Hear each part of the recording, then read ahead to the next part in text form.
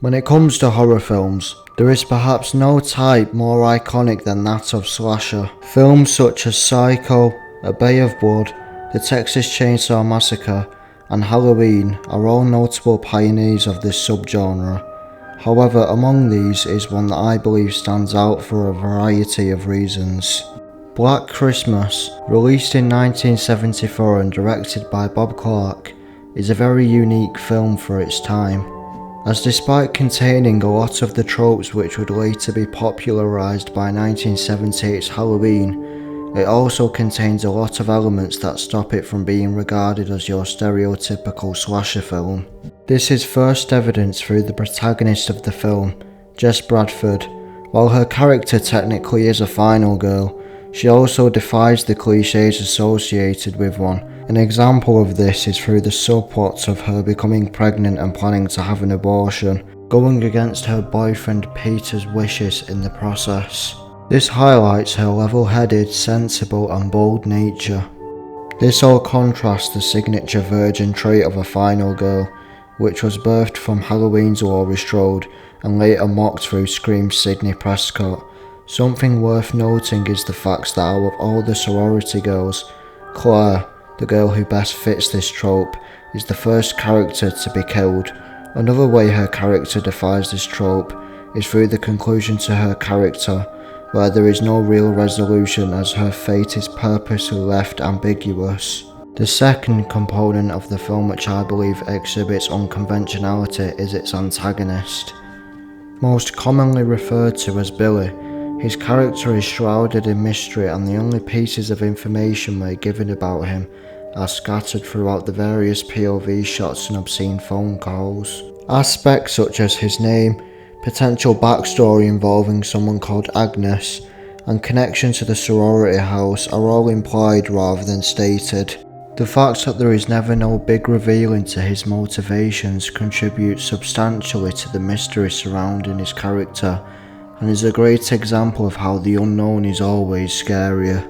This ties well into the red herring elements of the film, where Peter is framed as the prime suspect due to his increasingly unstable nature, which is evident in his reaction to Jess's desire to have an abortion, and when he destroys his piano in a fit of frustration.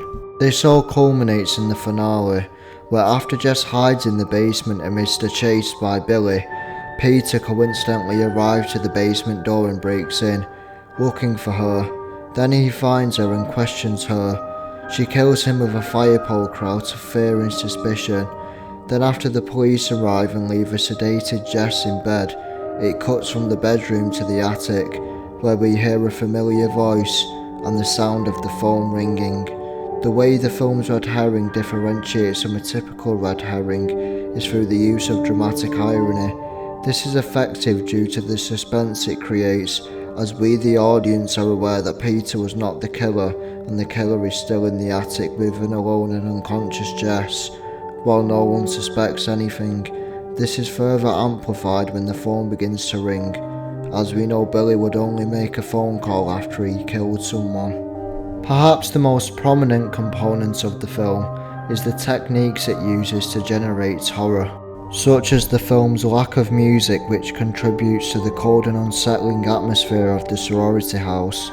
However, despite containing no music throughout most of the film, there is instead sounds that are repeated throughout, such as the sound of the piano which plays throughout, and also the sound which plays in scenes such as when Billy can be heard sobbing in the attic, and when it closes in on Jess looking up the stairs after Nash on the phone reveals to her that the calls are coming from inside the house.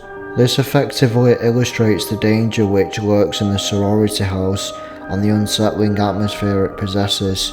Another technique worth noting is how, despite the fact that it's known as one of the most iconic slasher films ever made, the kills bear little gore, and the manner in which horror is emphasised is more similar to that of psychological horror.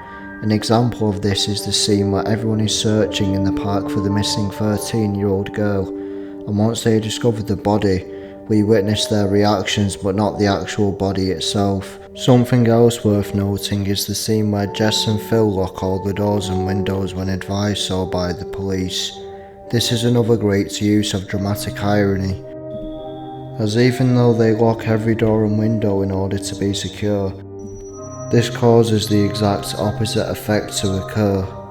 The last technique worth pinpointing is its use of juxtaposition, most evident in the scene where Billy murders Barb while Jess is downstairs at the front door watching the children sing. This conveys the contrast between the seemingly warm ambience of Christmas with the brutality that hides in the shadows. The final component, which I believe is a unique aspect to the film, is its mix of horror and comedy, as even though it's defined by the intense horror of Billy's obscene phone calls and its cold atmosphere, the film showcases an effective balance between the two. The character of Mrs. Mack and some of the scenes including Barb, as well as Sergeant Nash, are great examples of this. However, after each kill, the comedy slowly fades away until none is left. In conclusion, Black Christmas is a film that is distinguishable within its genre due to birthing a lot of the tropes present in slasher films before they became popular, such as the final girl and red herring, while also containing characterization and direction that was ahead of its time, leaving it to be considered one thing in particular, a staple of horror.